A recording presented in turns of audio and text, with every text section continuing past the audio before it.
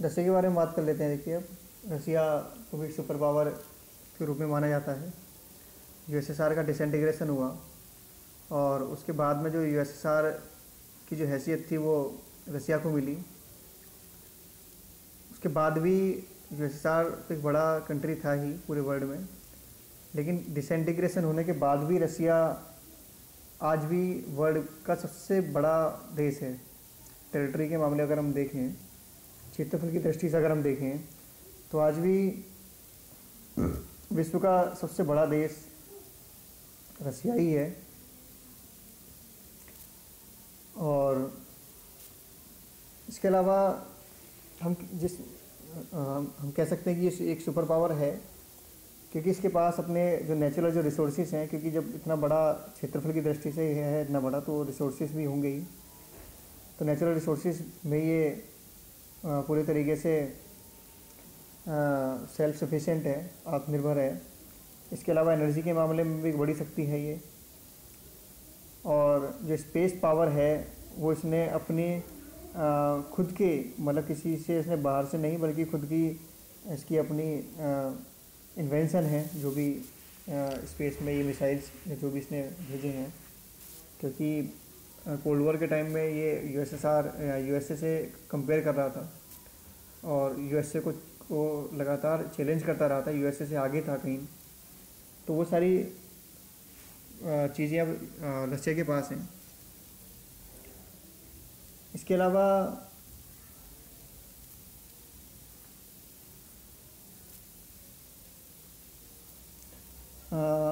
World class इसकी scientific capability है।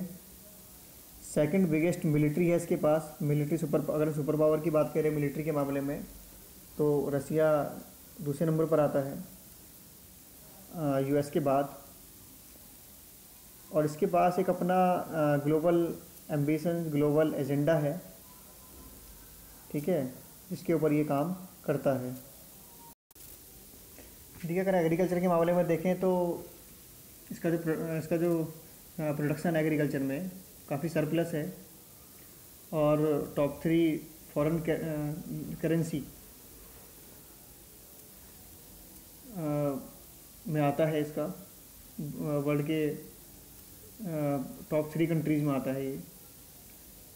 2017 में इसने अकेले एग्रीकल्चर प्रोडक्शन से $20.5 बिलियन इसने अर्न किए।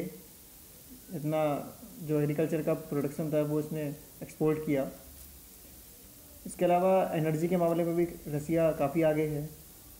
इसकी जो गज़प्रोम जो एनर्जी जनरेट करती है, उसका टोटल रेवेन्यू था $103.6 बिलियन। ठीक है, 2017 का ये डाटा है, ज़्यादा पुराना नहीं है। तो इस तरीके से हम देख सकते हैं कि काफ़ी तेज़ी के साथ आगे बढ़ने वाली इकनॉमी है रसिया की भी। इसके अलावा डिफेंस में भी रसिया ने काफ़ी जो इसके आर्म्स हैं उनका एक्सपोर्ट ही करता है। और 2017 का ही डाटा है ये, $17 बिलियन इसने अर्न किए, जिसने अपने जो वेपन्स थे वो इनको सेल किया। तो नंबर 2 की स्थिति में है ये वेपन्स को सेल करने में। फर्स्ट में अमेरिका है, जिसका आर्म्स का जो कुल जो पोर्टफोलियो था वो था 45 बिलियन। तो मिलिट्री के जो वेपन्स हैं उनको भी सेलिंग के मामले में टॉप है ये। इसके अलावा रसिया ने जो पहले काफ़ी लेक था, काफ़ी पीछे था, उसको भी इसने काफ़ी मॉडर्नाइज़ किया है। जो इसकी डिफेंस का जो क्षेत्र का जो फील्ड है, ठीक है। और इसने once cash strapped military machine and a massive financial boost, more importantly full political support, ठीक है। तो इस तरीके से इसने काफ़ी जो मिलिट्री के जो वेपन्स हैं उनको काफ़ी फाइनेंशियली सपोर्ट उनको मिलता है, क्योंकि एक पॉलिटिकल जो एजेंडा है वो इसके पीछे काम करता है। पॉलिटिकल वहाँ पर क्राइसिस उस तरीके से नहीं है। पुतिन के पूरे हाथों में पूरी तरीके से कंट्रोल है वहाँ पर।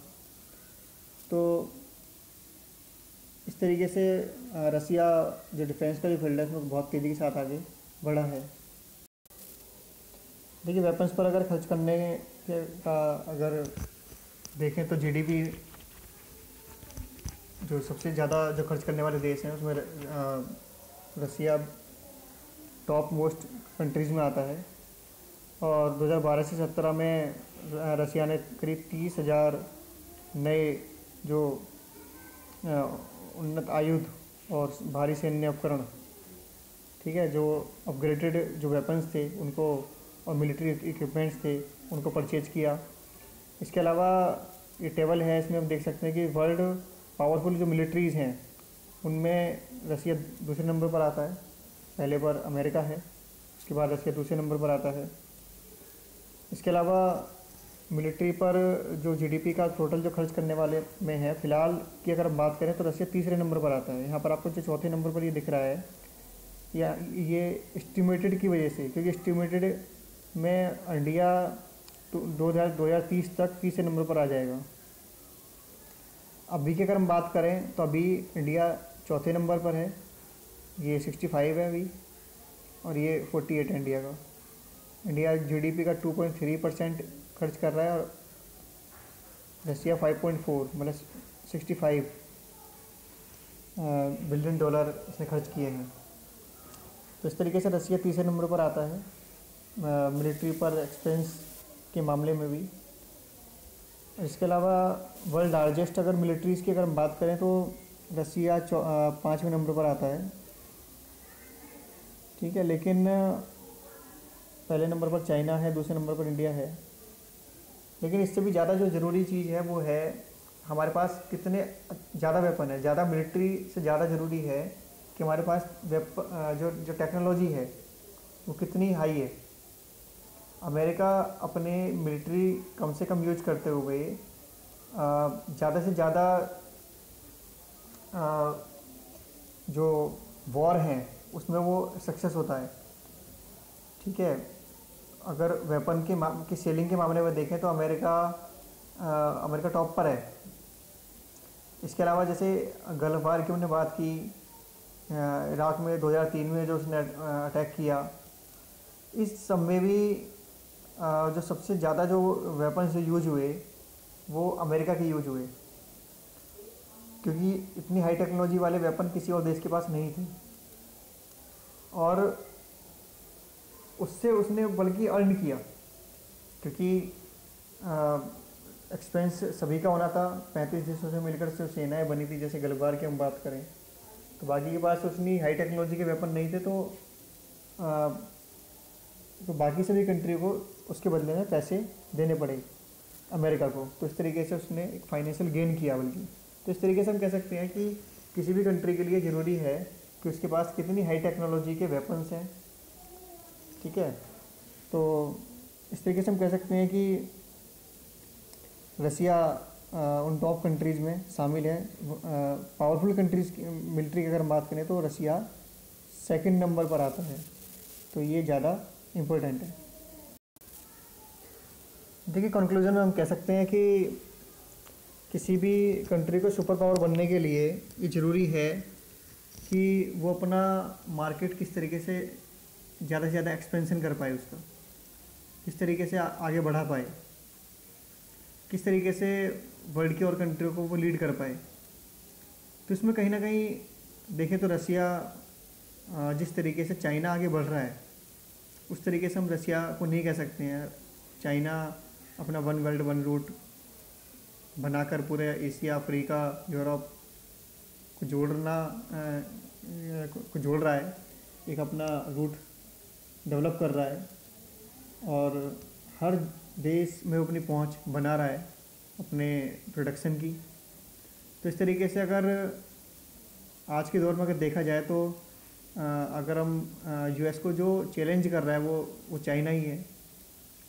तो और इसके अलावा जो देश अमेरिका से दोस्ती चाहते हैं, ठीक है, तो वो कहीं ना कहीं रसिया से क्योंकि रसिया के अमेरिका से रिलेशन बहुत हेल्दी नहीं है, बहुत अच्छे नहीं है, क्योंकि उनके विचार आपस में उस तरीके से मैच नहीं करते हैं। तो उन देशों को जो अमेरिका के साथ आना चाहते हैं उनको रसिया से कहीं ना कहीं दूरी बनानी पड़ती है। तो इस वजह से भी रसिया को हम कह सकते हैं कि ये उसके मामले वो नेगेटिव कुछ पॉइंट्स हैं ये। लेकिन इसके साथ साथ जब हम कह रहे हैं कि एक मूल्य आधारित वैल्यू बेस्ड जो कन्फ्रंटेशन है दोनों कंट्रीज़ के बीच में, उसके बाद भी लेकिन अगर हम बात करें कि किस तरीके से एक जो हम ग्रोइंग की हम बात कर रहे हैं कि, और हम बात कर रहे हैं कि अमेरिका को चैलेंज करने वाली और वे कंट्रियाँ, ठीक है, जिनको हम कह सकते हैं कि एक इमर्जिंग पावर के रूप में, ठीक है, डेवलप हो रही हैं, तो हम कह सकते हैं कि रसिया का नाम उसमें हम ले सकते हैं। क्योंकि हम जैसे कि हम देखते हैं कि चाहे वो एनर्जी के फील्ड में हो, चाहे वो एग्रीकल्चर के फील्ड में हो, चाहे वो जीडीपी में हो, तो रसिया दूसरे तीसरे नंबर पर आता है।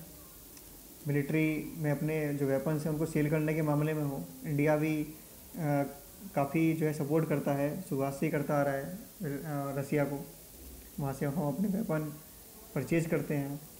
तो इस तरीके से हम कह सकते हैं कि इन सारी चीज़ों को देखते हुए एक डोमिनेशन वाला रोल प्ले रसिया कर रहा है और आगे कर सकता है।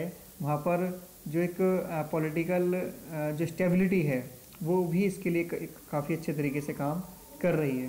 पुतिन का जिस तरीके से वहाँ पर ये देखा जाता है या माना जाता है कि पुतिन जब तक जिंदा है तब तक वहाँ के रूलर हैं, तब तक वहाँ के शासक बने रहेंगे।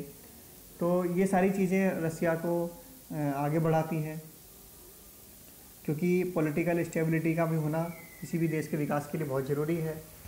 तो ये सारी चीज़ें उसको एक प्रभावी शक्ति, एक सुपर पावर बनने की ओर अग्रसर करती हैं।